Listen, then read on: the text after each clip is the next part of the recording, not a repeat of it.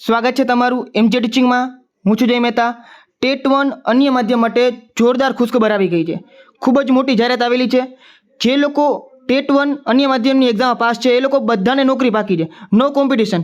કારણ કે જેટલી જાહેરાત આવેલી છે, જેટલી ભરતી આ થવાની છે એનાથી ઓછા ઉમેદવારો પાસ છે. મતલબ કે જે ઉમેદવારો પાસ છે એ લોકો બધાને નોકરી મળી જવાની છે. હવે ફોર્મ ભરવાનું ચાલુ ક્યારેથી થવાના છે અને એના માટે જરૂરી ડોક્યુમેન્ટ ક્યાં છે એ પણ તમને આ વિડીયોમાં જણાવવાનો છું. એટલે વિડીયોને છેલ્લે સુધી અને ધ્યાનથી જોજો. સૌથી પહેલાં આપણે જાહેરાતની વાત કરીએ તો કુલ 4 અલગ અલગ તમને જાહેરાત જોવા મળે છે.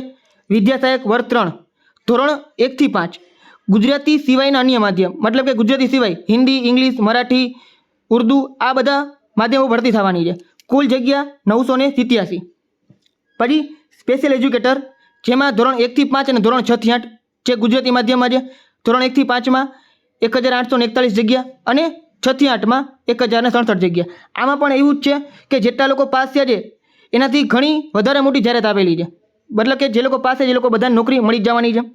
પછી મુખ્ય શિક્ષક વર્ગ 3 ગુજરાતી માધ્યમ એમાં 71 જગ્યા છે. હવે ફોર્મ ભરવાનું ચાલુ થવાના છે 1/6/2026 થી 10/6/2026 સુધી. એટલે જે લોકોને લાગુ પડતી હોય, જે લોકો પાસ થયા હોય એ લોકો આમાં ફોર્મ ભરી દેજો. અને એના માટે કયા ડોક્યુમેન્ટ છે એ પણ તમને આગળ જણાવવાનું છું. બરાબર. હવે આપણે સૌથી પહેલાં વાત કરીએ કે અન્ય માધ્યમમાં આની પહેલાં કેટલા લોકો પાસ હતા. બરાબર. જો ભરતી છે 987 લોકોની. હવે 2023ની વાત કરીને તો 2025માં 23 કરતાં પહેલાં 25ની વાત કરીએ. 2025માં તમને ખબર છે આ તમારું રિઝલ્ટ છે. આની અંદર ગુજરાતી માધ્યમમાં 1825 લોકો પાસ હતા. 12.21% રિઝલ્ટ આવેલું હતું. હવે ઇંગ્લિશ અને હિન્દી આ જે બે મીડિયમ છે જનરલી અન્ય માધ્યમની અંદર સૌથી વધારે આ જ બે મીડિયમના વિદ્યાર્થીઓ હોય છે. બરાબર. બાકી જે ગુજરાતી સિવાયના જે મરાઠી છે, ઉર્દુ છે આ બધી મીડિયમની ભરતી ઓછી હોય છે, સંખ્યા પણ ઓછી હોય છે અને પાસ થનાર ઉમેદવાર પણ ઓછા હોય છે. એટલે ઇંગ્લિશેબલ હોય છે. બરાબર. હિન્દી અને ઇંગ્લિશ આ બે માધ્યમમાં ઇંગ્લિશમાં 98, હિન્દીમાં 104 લોકો જ પાસ હતા. તમે જોઈ શકો છો કુલ ભેગા થઈને લગભગ 200 જેટલા લોકો પાસ છે.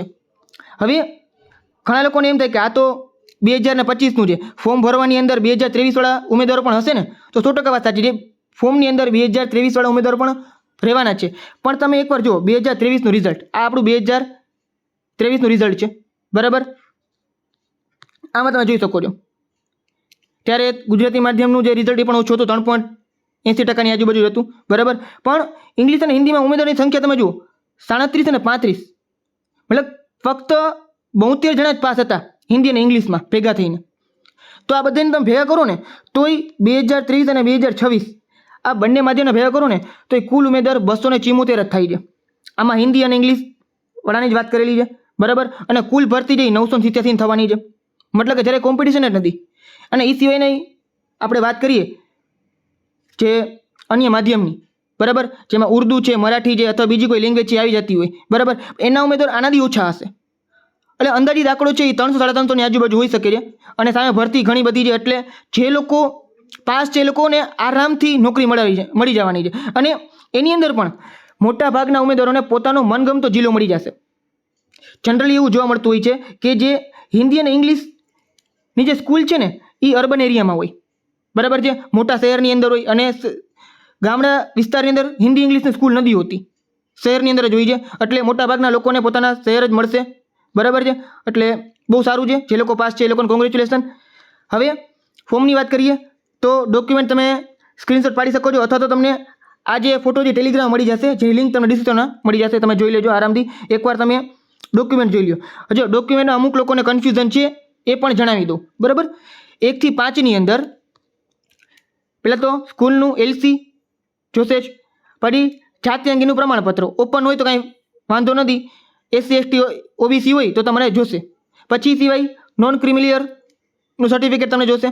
જો તમે EWS છો તો તમારે EWSનું સર્ટિફિકેટ જોશે. PH કેટેગરીના હો તો એનું સર્ટિફિકેટ જોશે. પછી માજી સૈનિકો તો એનું સર્ટિફિકેટ. તો પહેલાં 6માંથી તમને જે લાગુ પડતા હોય તમારે લઈ જવાના છે. શાળા છોડ્યાનું પ્રમાણપત્ર LC તો જરૂર પડવાની છે, પહેલું નંબરનું તો. બરાબર. પછી HSCની માર્કશીટ, 12માની માર્કશીટ, 12માનું ટ્રાયલ સર્ટિફિકેટ, 9મું ટેટ 1ની માર્કશીટ, પછી સ્નાતકની માર્કશીટ, બરાબર, કોલેજની તમે જે ડિગ્રી કરેલી છે, બરાબર, એનું પ્રમાણપત્ર, એનું ટ્રાયલ સર્ટિફિકેટ, PTC કરેલું છે તો PTCની માર્કશીટ અને એનું ટ્રાયલ સર્ટિફિકેટ. પછી પીટીસી માન્ય છે એનું પ્રમાણપત્ર, મતલબ કે એનસીટીનું પ્રમાણપત્ર. હવે એક વસ્તુ યાદ રાખજો કે પીટીસી કરેલું છે બરાબર, એનું ટ્રાયલ સર્ટિફિકેટ અને એનસીટીનું પ્રમાણપત્ર આ બે એક જ હોય છે જનરલી. ઘણા લોકોના કન્ફ્યુઝન થતું હોય છે કે આ બેની અંદર શું અલગ અલગ ડોક્યુમેન્ટ છે, તો ના, અલગ અલગ નથી. તમને જે કોલેજની અંદર ટ્રાયલ સર્ટિફિકેટ આપવામાં આવે છે એની અંદર તમારું એનસીટીનું પ્રમાણપત્ર હોય છે. એટલે જ્યારે તમે ફોર્મ ભરો અને ડોક્યુમેન્ટ અપલોડ કરો ત્યારે આ બંને ઓપ્શનમાં તમારે એક જ જે સર્ટિફિકેટ તમારું હોય એ અપલોડ કરવાનું રહેશે. જો કોઈ વાર એવું બની શકે કે કોઈ બીજી સ્કૂલની અંદર ટ્રાયલ સર્ટિફિકેટ અલગથી આપેલું હોય તો અલગ અલગ તમે અપલોડ કરી શકો છો, પણ જનરલી એવું બનતું નથી હોતું, બધાને એક જ સરખું હોય છે બરાબર, એકમાં જ બંને વસ્તુ આવેલી હોય છે. અને જો નિમણૂક હુકમ આ તમને લાગુ નહીં પડે બરાબર, જે લોકો ફરીથી ફોર્મ ભરતા હોય 1 થી 5ની અંદર નોકરી કરતા હોય ને નિમણૂક હુકમ હોય તો એ એનઓસી એનું જોશે. પછી જે લોકો વિધવા મહિલા હોય તેના માટે આટલી વસ્તુ જરૂર પડશે. અનન્યમાં તમારે કંઈ અપલોડ કરવું હોય તમે કરી શકો છો, બાકી જરૂર નથી. તો આટલા ફોર્મ છે જે તમને લાગુ પડતા હોય તમારે લઈ જવાના રહેશે. તમે જ્યારે ફોર્મ ભરશો તમને ઓટોમેટિક ખબર પડી જશે. અને એ સિવાય ફોર્મ ભર્યા પછી તમારે એને વેરીફાઈ કરવા માટે જે ફોર્મ સિલેક્ટ કરતા લેવાવાળા હોય જે તે જિલ્લાની અંદર અહીંયા તમારે જવું પડશે બરાબર છે. અલગ અલગ જિલ્લાનું લિસ્ટ તમને આપવામાં આવશે, એટલે એક જોઈ લેજો. બાકી બધી અપડેટ છે તમે ટેલિગ્રામમાં હું આપી દઈશ, જિલ્લાનું લિસ્ટ આવશે એ પણ તમને આપી દઈશ, એટલે ટેલિગ્રામ ચેનલ જોઈન કરી નાખજો. લિંક છે તમને ડિસ્ક્રિપ્શનમાં મળી જવાની છે બરાબર. અને આવી કોઈ પણ પ્રશ્ન હોય તો તમે કમેન્ટમાં પૂછી શકો છો આના માટેનો, તો કમેન્ટ કરજો. અને ટેટ ટાટ માટે અન્ય કોઈ પણ જાણકારી જોતી હોય તમારે તો પણ તમે કમેન્ટ કરી શકો છો, હું તમને જરૂરથી એનો રિપ્લાય આપીશ. બાકી ચેનલ સાથે જોડાયેલા રહેજો, સબસ્ક્રાઇબ કરી નાખજો એટલે તમને ઇન્ફોર્મેટિવ વિડીયો છે એ મળતા રહીએ. તો મળીએ આપણે નેક્સ્ટ વિડીયોમાં.